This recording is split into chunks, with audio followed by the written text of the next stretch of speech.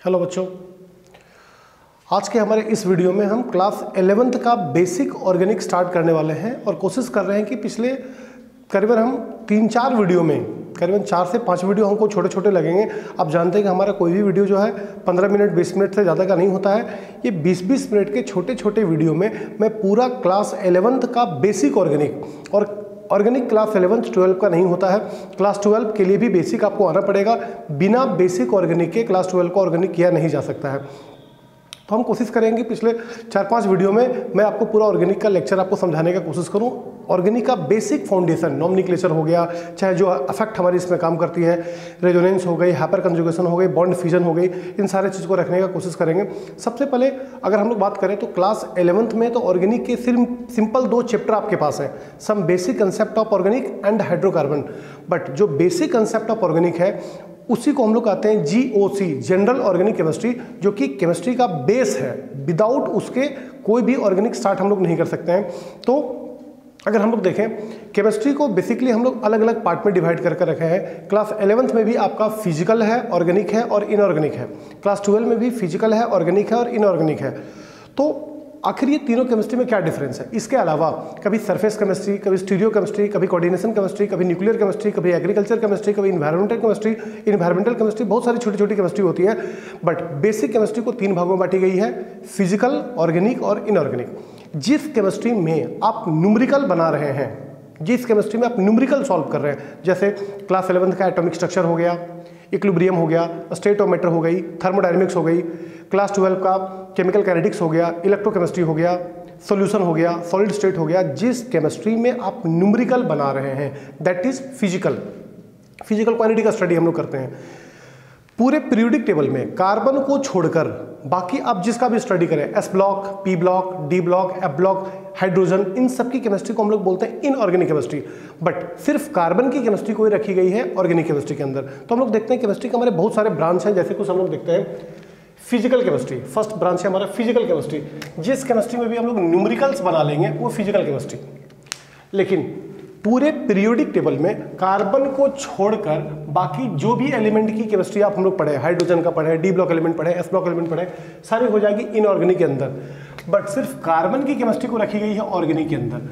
माने कि chemistry of carbon, compound of carbon, study of carbon are called organic chemistry. इसके अलावा कभी आपको मिलेगा न्यूक्लियर केमिस्ट्री, जिसमें हम लोग न्यूक्लियस, प्रोटॉन, इलेक्ट्रॉन, न्यूट्रॉन के बारे में स्टडी करते हैं। कभी मिलेगा सरफेस केमिस्ट्री, जिसमें हम लोग सरफेस का स्टडी करते हैं। 2 अलग अलग मीडिया को जो सेपरेट करता है, गैस, लिक्विड, सॉलिड, लिक्विड, उसको हम लोग सरफेस केमिस्ट्री में पढ़ते हैं। कभी आती है स्टीरियो केमिस्ट्री, जो कि आइसोमर्स के एक पार्ट होते हैं। कभी एग्रीकल्चर केमिस्ट्री।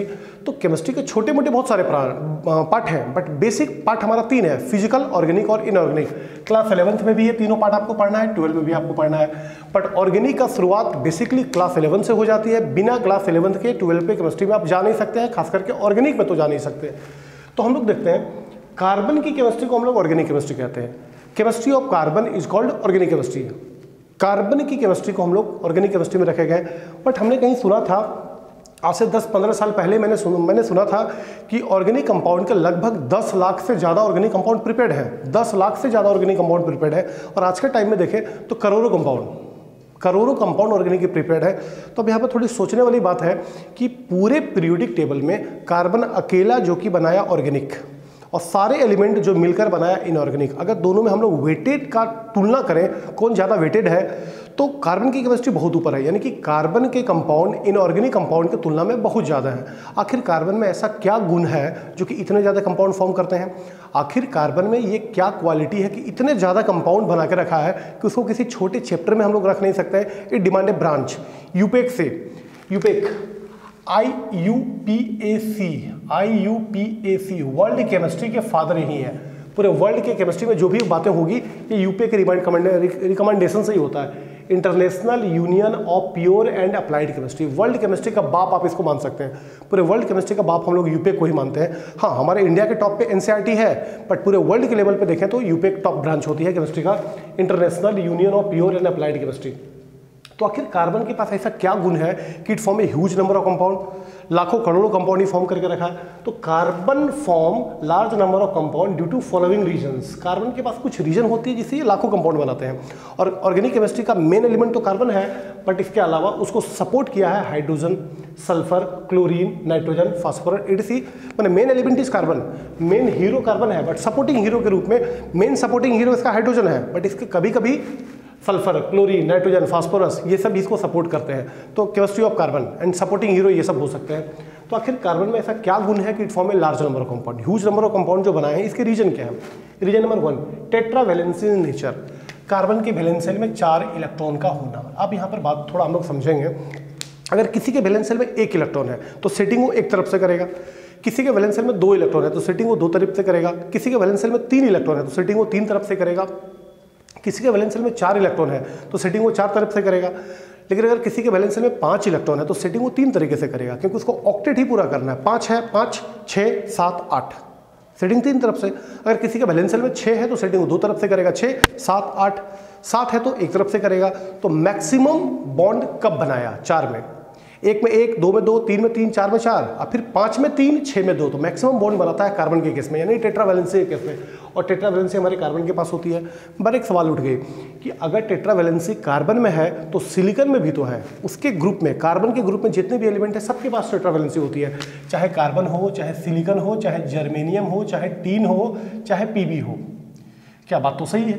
तो टेट्रावैलेंसी अगर कार्बन के पास है तो सबके पास होनी चाहिए। तो कंपाउंड तो सबके फॉर्म करने चाहिए, क्योंकि सबके वैलेंस शेल में 4 इलेक्ट्रॉन है। बट नहीं, कार्बन को सपोर्ट किया इसका स्मॉल इन साइज। सिलिकॉन के साइज कार्बन के साइज से बड़े होते हैं, तो बॉन्ड सिलिकॉन बनाता तो है बट बॉन्ड स्टेबल नहीं होती है, क्योंकि हमारे केमिस्ट्री का एक रूल है, बॉन्ड जितनी बड़ी होती है उतनी वीक होती है। तो सिलिकॉन बॉन्ड बनाते हैं बट उसके बॉन्ड टिकते नहीं। जर्मेनियम के भी वही हालत होते हैं। तो कार्बन के बॉन्ड बनते भी हैं टेट्रावैलेंसी के कारण, और छोटे साइज के कारण टिकते भी है, बॉन्ड इसकी स्टेबल हो जाती है। तो दूसरा इसका सपोर्ट मिल गया, स्मॉल इन साइज। तीसरा है मल्टीपल बॉन्ड फॉर्मेशन टेंडेंसी। बहुत सारे एलिमेंट आपस में सिंगल बॉन्ड बनाते हैं। हाइड्रोजन आपस में सिंगल बॉन्ड बना लेगा, क्लोरीन आपस में सिंगल बॉन्ड बना लेगा, बट कार्बन ही इकलौता एलिमेंट है जो अपने बीच में सिंगल बॉन्ड भी बनाता है, डबल बॉन्ड भी बनाता है और ट्रिपल बॉन्ड भी बनाता है। इकलौता एलिमेंट हमारा कार्बन है जो आपस में सिंगल बॉन्ड भी बनाता है, डबल बॉन्ड भी बनाता है, ट्रिपल बॉन्ड भी बनाता है। तो मल्टीपल बॉन्ड फॉर्मेशन टेंडेंसी सिर्फ कार्बन के पास है। कैटेनेशन की प्रॉपर्टी, कैटेनेशन का मतलब होता है श्रृंखलन का गुण। चैन फॉर्मेशन टेंडेंसी, आपस में जुड़ने की टेंडेंसी। सी से जुड़ेगा, सी से जुड़ेगा, यानी कि लॉन्ग चैन, स्ट्रेट चैन, ब्रांच चैन, साइक्लिक चैन, ये सब कर सकता है। ये गुण का बादशाह है कार्बन। कैटेनेशन प्रॉपर्टी कार्बन के पास है, थोड़ा सा नाइट्रोजन के पास भी है, सल्फर के पास भी है, फास्फोरस के पास भी है, बट इनके पास थोड़े थोड़े होंगे। बट कार्बन बेताज बादशाह है कैटेनेशन प्रॉपर्टी का। जब आपस में जुड़ना चालू करता है तो long chain, branch chain, cyclic chain, ये सब चीज़ कर सकता है। तो कार्बन के कंपाउंड बनाने के ये भी एक बहुत बड़े रीजन है, कैटेनेशन का प्रॉपर्टी, चैन बनाने की टेंडेंसी। नेक्स्ट है आइसोमेरिक प्रॉपर्टी। एक ही मॉलिक्यूलर फार्मूला के बहुत सारे स्ट्रक्चर हो जाते हैं। मॉलिक्यूलर फार्मूला होता है एक, बट स्ट्रक्चर हो जाते हैं 5, 10, और अलग अलग स्ट्रक्चर के अलग अलग नाम, अलग अलग प्रॉपर्टी। तो एक ही कंपाउंड का अलग स्ट्रक्चर का होना। तो carbon form huge number of compound due to following reasons. First, tetravalency in nature, small in size, multiple bond formation tendency, catenation property and isomeric property. अब बात ये होती है कि ऑर्गेनिक कंपाउंड हम लोग कहते किसको है। इसके पीछे एक छोटी सी कहानी है। 1828 से बिफोर, 1828 के बिफोर आदमी लोग का मानना था कि ऑर्गेनिक कंपाउंड को ह्यूमन बॉडी अपने हाथ से नहीं बना सकता है। इट मीन्स लेबोरेटरी में नहीं बन सकता है। ऑर्गेनिक कंपाउंड के बीच में कुछ ऐसा फोर्स लगता है जो कि गॉड गिफ्टेड फोर्स है। आदमी उस फोर्स को जनरेट नहीं कर सकता है। जैसे एक बच्चा छोटा है, वो बच्चा बड़ा होगा, बट उसमें भगवान का फोर्स लगेगा, आदमी उसको नहीं कर सकता है। एक लड़का बाल को अपना हटा ले और फिर क्या एक दिन के अंदर वो बाल उतना बड़ा हो सकता है? तो नहीं, उसका बाल कभी ना कभी बड़ा होगा, 2 महीना, 4 महीना, 6 महीने में उसका बाल फिर से कहीं बड़ा हो जाएगा। बट यहाँ लगता है God gifted force, which is called vital force. Vital force तो कहना था कि ऑर्गेनिक कंपाउंड में भी ऐसा ही फोर्स काम करता है जो कि गॉड गिफ्टेड फोर्स होती है। ह्यूमन बॉडी ये फोर्स को नहीं दे सकता है। इट मीन्स किसी भी ऑर्गेनिक कंपाउंड को हम लोग लेबोरेटरी में नहीं बना सकते हैं। लेकिन 1828 में फ्रेडरिच होलर नाम का एक साइंटिस्ट ने अमोनियम साइनेट को हीट करके यूरिया बना दिया। 1828 में फ्रेडरिच होलर नाम का एक साइंटिस्ट ने अमोनियम साइनेट को हीट करके यूरिया बना दिया, और यूरिया में ऑर्गेनिक कंपाउंड का लक्षण था। और उसने निकल के दुनिया वाले को बताया कि मैंने यूरिया नाम का एक ऑर्गेनिक कंपाउंड बनाया जो कि ऑर्गेनिक कंपाउंड है और मैंने लेबोरेटरी में बनाया, अपने हाथ से बनाया, तब से ये थ्योरी पूरी तरह से गलत हो गई है और ये वाइटल फोर्स थ्योरी रिजेक्ट, यानी कि वाइटल फोर्स का कहना था गॉड गिफ्टेड फोर्स, आदमी ये फोर्स को नहीं दे सकता है। लेकिन जब यूरिया लेबोरेटरी में बना तब से लेके आज तक सारे कंपाउंड, लगभग ऑलमोस्ट सारे केमिकल ऑर्गेनिक के कंपाउंड को हम लोग लेबोरेटरी में बना सकते हैं और ये वाइटल फोर्स पूरी तरह से गलत हो गई है। तो ये भी कहा नहीं जा सकता ऑर्गेनिक कंपाउंड और the compound which is found by living things. ये कहते थे हम लोग पहले, ऑर्गेनिक कंपाउंड और those compound which is found by living things, जो कि लिविंग थिंग्स से मिलकर बनी है। जैसे फॉर्मिक एसिड फॉर्मिका से बना जो कि रेडेंट है, मीथेन मार्स गैस जो कि कीचड़ से बनता है, पेड़ पौधा से बनता है। तो बहुत सारे कंपाउंड ऐसे हैं जैसे ग्लूकोज, यूरिया, शुगर, ये सब केतारी से बनता है, गन्ना से बनता है, जो कि ऑर्गेनिक कंपाउंड है। लेकिन ये मानना था तब जब वाइटल फोर्स दुनिया में चल रहे थे। जब वाइटल फोर्स गलत हो गई तो हम लोग अब ये नहीं बोल सकते हैं कि the compound which is found by living things. बहुत सारे कंपाउंड लिविंग थिंग्स से बनते हैं, बट ये कोई जरूरी नहीं कि ऑर्गेनिक कंपाउंड को लेबोरेटरी में नहीं बनाया जा सकता है। आज सारे कंपाउंड को हम लोग लेबोरेटरी में बनाते हैं। आज आप हमसे मीथेन का प्रिपरेशन पूछे, इथेन का प्रिपरेशन पूछे, इथेनॉल बनवा लीजिए, हर एक कंपाउंड को लेबोरेटरी में बनाया जा सकता है। तो आज के टाइम में ऑर्गेनिक कंपाउंड का डिफिनेशन है the compound of carbon and its derivative, compound of carbon and its derivative called organic compound. ये डिफिनेशन ठीक है, the compound of carbon, but इसमें भी थोड़ा सा प्रॉब्लम है। अगर कहीं ये आ जाए कार्बन मोनोऑक्साइड में कार्बन तो है बट ऑर्गेनिक कंपाउंड नहीं है, कार्बन डाइऑक्साइड में कार्बन तो है ऑर्गेनिक कंपाउंड नहीं है, carbonates calcium carbonate, magnesium carbonate में कुछ कार्बन तो है बट ऑर्गेनिक कंपाउंड नहीं है। तो अगर ये सब को देखें तो ऑर्गेनिक केमिस्ट्री का ऑर्गेनिक कंपाउंड का डिफिनेशन हमारी गलत हो जा रही है। बट ऐसे हमारे मुंह में लाखों कंपाउंड हैं जो कि कार्बन के साथ ऑर्गेनिक कंपाउंड है और कुछ ही कंपाउंड है जो कार्बन के साथ ऑर्गेनिक कंपाउंड नहीं है। तो फिर भी डिफिनेशन आपको यही लिखना है, organic compound are the compound which is formed by carbon and its derivative, it basically contain CH bond and except तुरंत एक्सेप्शंस में डाल देंगे CO, CO2 कार्बोनेट्स etc। इसके अलावा कोई सही डिफिनेशन, हर एक डिफिनेशन में कुछ ना कुछ प्रॉब्लम आता है कि कभी इस कंडीशन से कुछ गलत होगा, इस कंडीशन से गलत होगा, बट सारे कसौटी पे जब खरा उतारी गई है तो रियल डिफिनेशन अभी तक यही चलता है, compound of carbon and its derivative is called organic compound, it basically contain या mostly contain CH bond except carbon dioxide, carbon monoxides, carbonates etc। तो ऑर्गेनिक कंपाउंड का डिफिनेशन लोग ये लिखेंगे, compound of carbon.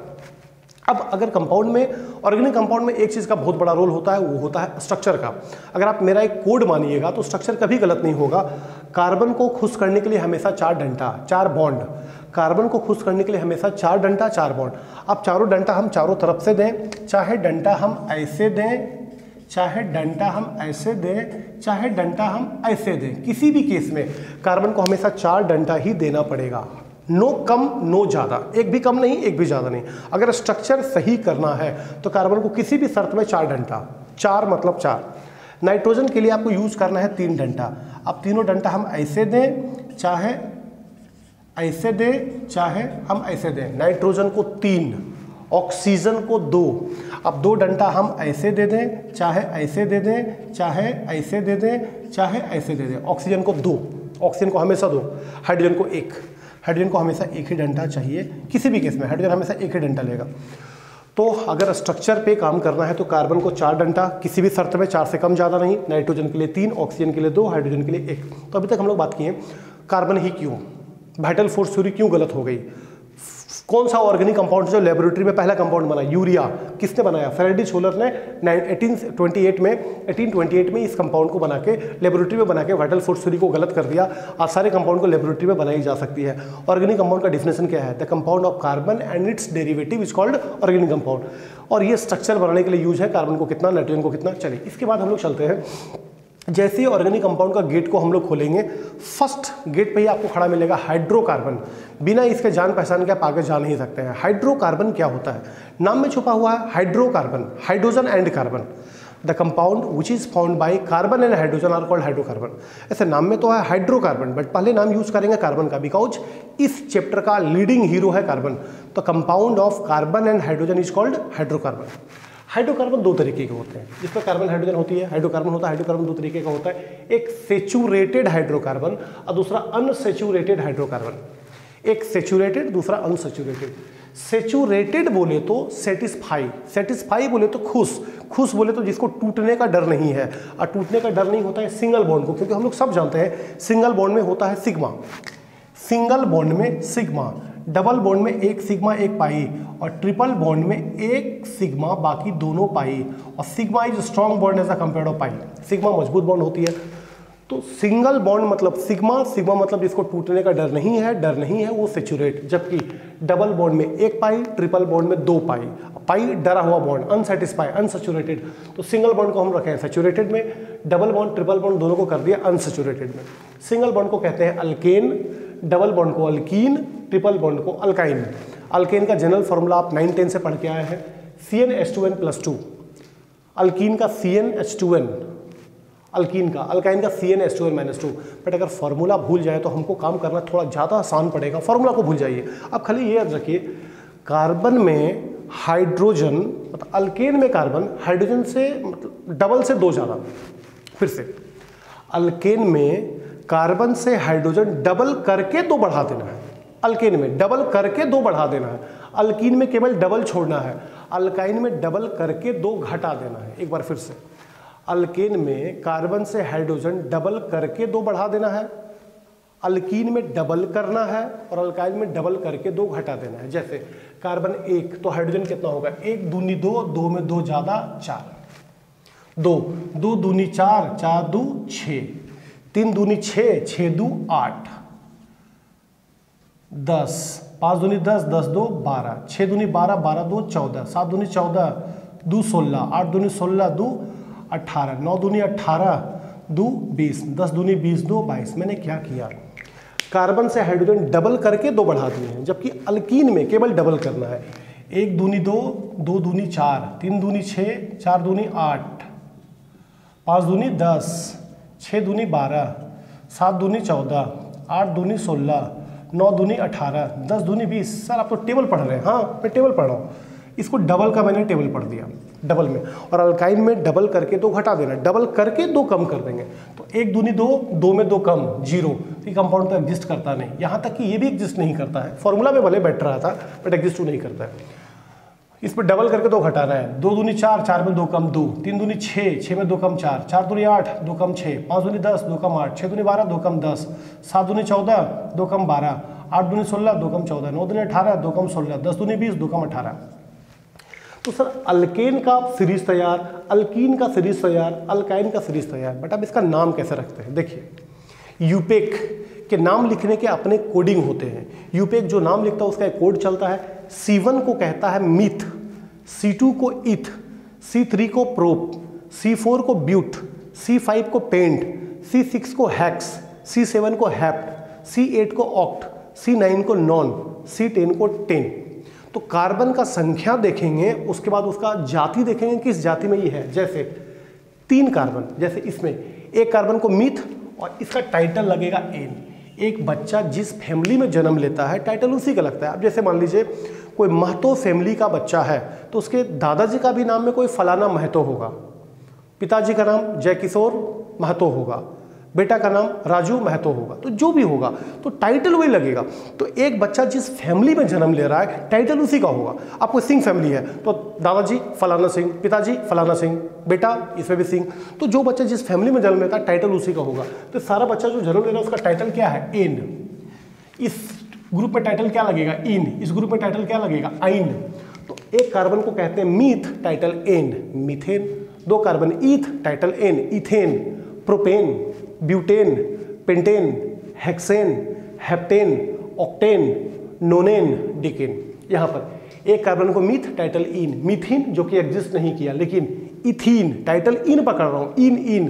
Propene, butene, pentene, hexene, heptene, octene, nonene, decene, title yne लगाएंगे 2 से। Ethyne, propyne, butyne, pentyne, hexyne, heptyne, octyne, nonyne, decyne. तो अब मेरे पास यहाँ पर 28 फॉर्मूला तैयार है। अल्केन के 10, लेकिन 10 के आगे भी होते हैं। अनडिकेन, डोडिकेन, ट्राइडिकेन, टेट्राडिकेन, पेंटाडिकेन, हेक्साडिकेन, हेप्टाडिकेन, ऑक्टाडिकेन, नूनाडिकेन। इस पर हमको यूज करना है 20 तक, हमको यूज करना है मात्र 10 तक।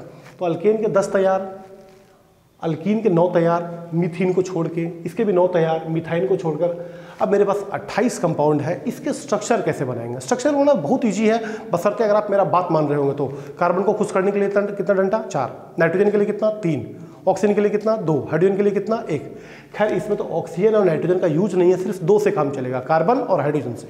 अब इसी में अगर किसी का स्ट्रक्चर हमको बनाना है, जैसे हमको बनाना है ब्यूटेन, ब्यूटीन, ब्यूटाइन। पहले देखते हैं ब्यूटेन, कार्बन 4 और लास्ट में सूर्य हम एन बोल रहे हैं, ब्यूटेन, एन डबल से 2 ज़्यादा, तो 4 दूनी 8, 2 10, ये ब्यूटेन है। अगर बात हो ब्यूटीन, डबल, इन डबल, 4 दूनी 8। अगर बात हो ब्यूटाइन तो डबल करके 2 कम, C4H6। अगर होता पेंटेन तो 5 डबल से 2 ज़्यादा, 12, पेंटीन 5 10, पेंटाइन डबल से 2 कम, 8, C5H8।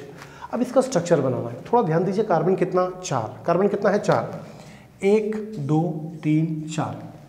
अब इस पर ध्यान देना है बच्चों, ये अल्केन है, ब्यूटेन है, और alkane contain only single bond. इसके बीच में सिंगल बॉन्ड हम डाल देते हैं, डाल दिए। कार्बन को खुश करने के लिए कितना डंडा? 4, कार्बन के को खुश करने के लिए डंडा 4, इसको मिला कितना है? देखिए 1, चाहिए कितना? 3, 1 2 3, कितना मिला? 2, चाहिए कितना? 2, कितना मिला? 2, चाहिए कितना? 2, कितना मिला? 1, चाहिए कितना? 3। और जो डंडा हम लोग कर रहे हैं वो कर रहे हैं हाइड्रोजन से, ये डंडा हाइड्रोजन से हमारी हो रही है।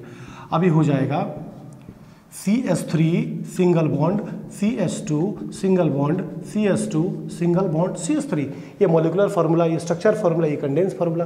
यही काम अगर हम ब्यूटीन में करें तो कार्बन कितना? 4, 1 2 3 4। ध्यान दीजिए ये ब्यूटीन है, ईन है, एक डबल बॉन्ड आपको लगानी है कहीं भी, CC के बीच में, CC के बीच में, चाहे यहाँ चाहे यहाँ चाहे यहाँ, कहीं भी एक डबल बॉन्ड हम लोग लगा देते हैं। बाकी सबको सिंगल से डाल के खुश करेंगे। 1 3 2 2, 3 मिल चुका, 1 2 मिल चुका, 2। ये डंडा कर किससे रहे हम लोग? हाइड्रोजन से। ये मिला CH2 double bond, CH single bond, CH2 single bond, CH3। Once again molecular formula, structure formula, condense formula. अब अगर हमारे पास ब्यूटाइन है तो कार्बन कितना? 4, 1 2 3 4। चूंकि आइन है तो एक ट्रिपल बॉन्ड आपको कहीं भी लगानी है, कहीं भी एक ट्रिपल बॉन्ड लगा दें, बाकी सिंगल से इसको खुश कर देते हैं। कितना डंडा मिला है? 1, चाहिए कितना? 4, तो चाहिए इसको 3 ना, 4 तो टोटल चाहिए। कितना मिला है? 4, नहीं चाहिए। कितना मिला? 4, नहीं चाहिए। कितना मिला? 1, तो चाहिए 3। अभी डंडा आप कर रहे हैं हाइड्रोजन से, तो CH3 single bond, C triple bond, C single bond, CH3। इस टाइप से कोई भी स्ट्रक्चर हम बना सकते हैं। स्ट्रक्चर कभी गलत नहीं बनेगा अगर आप इनिशिएट कर रहे हैं, ऑर्गेनिक का शुरुआत है तो आप यहाँ पे थोड़ा सा रुकिए। हमने ब्यूटेन ब्यूटीन ब्यूटाइन बनाया, आप पेंटेन पेंटेन पेंटाइन बनाइए, आप डिकेन डिकिन डिकाइन बनाइए, आप प्रोपेन प्रोपिन प्रोपाइन बनाइए। यहाँ पर थोड़ा हाथ खोलिए, स्ट्रक्चर को थोड़ा क्लियर कीजिए, फिर आप आगे बढ़िएगा। तो हम तो आगे चलते हैं। Alkane, alkyne, alkyne. इसके बाद हम थोड़ा सा आपसे मिलने वाले हैं अल्काइल क्या होता है। अल्काइल एक वो टॉपिक है जो कि नॉमेनक्लेचर में आपको बहुत ज़्यादा जरूरत पड़ने वाला है। अल्काइल देखिए, अल्केन एक सेचुरेटेड हाइड्रोकार्बन है, अल्कीन एक अनसेचुरेटेड हाइड्रोकार्बन है, अल्काइन भी एक अनसेचुरेटेड हाइड्रोकार्बन है, बट अल्काइल एक टुकड़ा है। What do you mean by alkyl? Alkyl होता क्या है? अल्काइल, अल्काइन अलग है, यहाँ पर मैं नाम ले रहा हूँ अल्काइल। अल्काइल कभी भी अल्केन से एक हाइड्रोजन अगर हम लोग हटा दें तो बन जाएगा अल्काइल। एक बार फिर, कभी भी अल्केन से एक हाइड्रोजन हटा दे तो बन जाएगा अल्काइल। तो अल्केन से हाइड्रोजन हटाने पे अल्काइल, तो ये देखिए मीथेन है, मीथेन से हाइड्रोजन हटाया बना मिथाइल। और अल्काइल में हमेशा एक पूंछ होगा, एक पूंछ लगा होता है। From where this Poonch comes, ये पूंछ आती कहाँ से है? जैसे मान लीजिए ये मीथेन है, ये मीथेन है, एक हाइड्रोजन को हटा देते पूंछ आ जाएगी। पूंछ नहीं, एक्चुअली वो बॉन्ड है, हम उसको पूंछ बोल रहे हैं। तो हर एक अल्काइल में पूंछ होगा। तो मीथेन से हाइड्रोजन हटा तो बना CH3, नाम हो गया मिथाइल। Methyl, methyl. अगर अल्केन से हाइड्रोजन हटा दिए तो बन गया मिथाइल। उसी प्रकार से इथेन से हाइड्रोजन हटा दे तो बन जाएगा इथाइल, C2H5। और C2H5 को खोल के भी आप दिखा सकते हैं CH2 CH3। ध्यान दीजिए, दोनों एक ही चीज है, 100% दोनों एक ही चीज है। ये खुला हुआ है, थोड़ा पैक किया हुआ है। प्रोपेन से हाइड्रोजन हटा दे, C3H8, प्रोपेन है, C3H8 दुगना से 2 ज़्यादा, प्रोपेन से एक हाइड्रोजन हटा दे, C3H7। अब प्रोपाइल को अगर खोलेंगे तो 2 टाइप की प्रोपाइल तैयार हो जाएगी। जैसे ये हमारा प्रोपेन है, CH3 CH2 CH3, propane, CH3 CH2 CH3, propane. अगर यहाँ से खोल देंगे तो नाम हो जाएगा N प्रोपाइल, N प्रोपाइल। अगर सीधा चैन से कभी खोल दें, जैसे सीधा चैन है, सीधा चैन है, इस इंड से या इस इंड से खोल दें तब नाम लगेगा N। अगर इधर से ना खोल के इधर से भी खोल देते तो नाम हो जाता N प्रोपाइल। लेकिन अगर बीचों बीच खोल दें तो नाम हो जाएगी आइसोप्रोपाइल। ध्यान दीजिए, बीचों बीच अगर खुल गया एकदम एग्जैक्ट बीचों बीच तो नाम हो जाएगा आइसोप्रोपाइल। नाम हो गया आइसोप्रोपाइल। तो मीथेन में एक ऑप्शन ओनली मिथाइल, इथेन में एक ऑप्शन ओनली इथाइल, खाली खुला हुआ है दोनों। प्रोपेन में दो ऑप्शन, शुरू से खोलेंगे तो एन प्रोपाइल, लास्ट से भी खोलेंगे तो एन प्रोपाइल, अब बीचों बीच खोलेंगे तो आइसोप्रोपाइल। उसी प्रकार से ब्यूटेन में 4 ऑप्शन हो जाते हैं। ये देखिए पूरा ब्यूटेन है, CH3 CH2 CH2 CH3, खुला हुआ ब्यूटेन। पैक ब्यूटेन तो आपके मुंह में है, C4 एस्टेन, बट खुला हुआ butane CH3 CH2 CH2 CH3। अगर लास्ट से खोल दें तो एन ब्यूटाइल, या शुरू से खोल दें तो एन ब्यूटाइल, और जहां खोलेंगे एक पूंछ लगा देंगे, ये हो गया एन ब्यूटाइल, एन ब्यूटाइल। और अगर सेकंड पोजीशन से खोल दें, यहां से चाहे सेकंड से, इधर से सेकंड है इधर से सेकंड ही है, तो हो जाएगा सेक ब्यूटाइल, सेक ब्यूटाइल। लेकिन एग्जैक्ट बीचों बीच खोल दें, 1 2 के बाद खुला हुआ है, 1 2 के बाद खुला हुआ है, तो इसका नाम हो जाएगा आइसोब्यूटाइल, आइसोब्यूटाइल।